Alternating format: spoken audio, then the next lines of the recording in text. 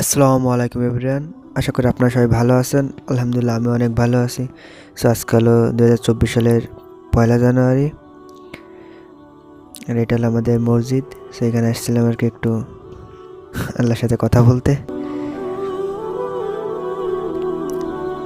আর এটা হলো আমাদের শেষ গন্তব্য। এরপরেই বাজারে চলে আসি। বাজারে এসে পারভেজের সাথে দেখা, আর ও নাকি মাছ কিনবে। কত করে মাথা? এ ছুরি কত রাখবা না, এত খাওয়া যাবে না। আর বর্তমান প্রত্যেকটা জিনিসেরই দাম বেশি, তাই মাছের দামও বেশি হবে, এটাই স্বাভাবিক। এরপরে এই কলেজ মাঠে চলে আসি, এসে এখানে একটু ক্রিকেট খেলা দেখতেছিলাম আর ফ্রেন্ড সার্কেল মিলে একটু আড্ডা দিচ্ছিলাম।